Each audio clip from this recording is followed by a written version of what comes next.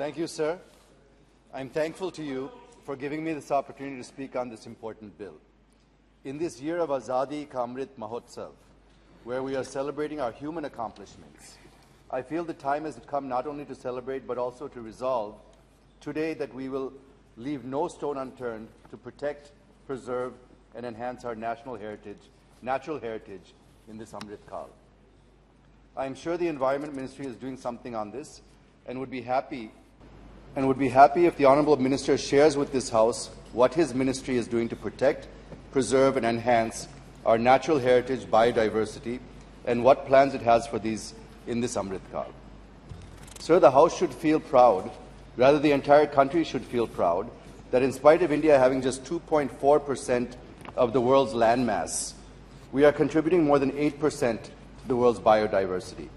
India has more than 90,000 varieties of fauna, 45,500 of flora, and home to 4 out of 35 world biodiversity hotspots. But at the same time, if we don't act or become blind to what is happening during the last 20 to 25 years, our advantage in our conservation story would become a sad story indeed. I'm saying this because we are one of the top 20 countries in wildlife trafficking as well. We have seen nearly 25 species of fauna and flora become extinct, and more than 100 species are currently endangered. With these preliminary submissions, since time at my disposal is very limited, I wish to directly come to the bill and share my views with the hope that the Honourable Minister would peruse them and take remedial measures. First, I come to Clause 3 of the bill, which talks about invasive alien species, whose introduction or spread may threaten or adversely impact wildlife or its habitat in our country. I welcome this. Here I wish to bring to the notice of the Honourable Minister one study which indicates that India is losing nearly $100 billion every year due to invasive species, sir. I will give one example from my home state of Andhra Pradesh, how introduction of an exotic plant species in the 1980s in Seshachalam Hills, home of Lord Balaji, is now taking its toll. The plant species from Australia, Indonesia and Papua New Guinea was introduced in our Seshachalam Hills was Acacia auriculiformis, commonly known as Ori, earleaf acacia, or earpod wattle. It has disturbed ecological balance in Chittoor, Kadapa and Nellore districts of Andhra Pradesh. Now we have to replace it with native species. Otherwise, the entire biosphere of Seshachalam, which is home to several endemic plants like red sanders, cycas, etc., would be destroyed. So Clause 3, which deals with it, is a good move, sir. But at the same time, this clause is silent on native Indian species which have invasive qualities. Hence, I suggest for constituting a task force to study this and to recommend to the Ministry for taking appropriate action. Secondly, if you look at Appendix 2 of Schedule 4, item number 444, you have mentioned Pterocarpus santalinus. It is a scientific name for red sander tree, which is available only in the Seshachalam forest in Chittoor of Andhra Pradesh. It is smuggled out of the country by local smugglers. You might have seen, if you saw the movie Pushpa recently, it depicted these type of scenes, sir. Sir, it is smuggled out of the country, and any action for smuggling of red sanders is under the Customs Act and not under the Wildlife Protection Act. It is because this tree is not a scheduled species, sir. So I suggest for consideration of the Honourable Minister to include red sanders under relevant schedule, which helps to take action under this legislation.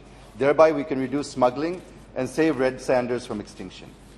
The next point I wish to make is about transfer of live elephants under Clause 27. Many honourable members have spoken about it. I am with the government when elephants are sold or given for performing some rituals at temples. But all I wish to say is that care should be taken against the unscientific management and apathetic treatment of elephants by administration, mahouts, and others.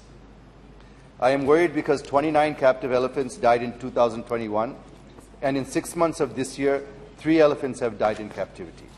I suggest that the government should issue strict guidelines and also create some inspection mechanism for regular checks and taking punitive action for any violation of those guidelines. Now I come to Clause 62 of the bill, which empowers the Government of India to declare any animal as vermin, as the Honourable just mentioned a while ago. Sir, we call vermin as nuisance animals, as they destroy our crops, kill livestock, and spread diseases. It does not mean that we kill them left and right. Nothing has been mentioned in the clause on the process to be followed to identify which animals are vermin. No transparent and accountable process based on ecological and social evidence has been prescribed. Sir, the moment a wild animal is declared as vermin, it loses its legal protection, and such animals become a domestic animal and can be killed, tamed, or traded.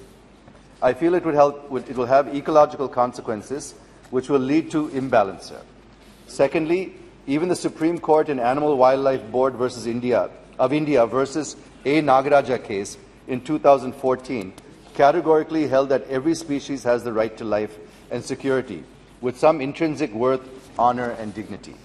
So all I wish to submit to the Honourable Minister is to have a scientific approach and transparency in declaring wild animals under Schedule 2 as vermin. The bill proposes to increase penalties for general violations from 25,000 to 1 lakh and violation against specially protected animals from 10,000 to 25,000. I feel that these are still very much on the lower side, sir, and the Honourable Minister can consider revising it multiple times, looking at the importance of ecology and protecting nature and wildlife. Sir, the next point is the one on which this entire bill is placed, and it is the Convention on International Trade in Endangered Species. We joined this convention in 1976, sir, 46 years ago, and this convention mandates parties to take suitable steps to enforce its provisions. And we are implementing this in 2022. What are the reasons behind this enormous delay may kindly be explained to the House. Sir, these are some of the points I wish to bring to the notice of the Honourable Minister. Please conclude. Hope that he would act on them accordingly. Let us give a simple message to the country, sir. Let every citizen of this country love and conserve our amazing wildlife and biodiversity. Thank you very much, sir. Thank you.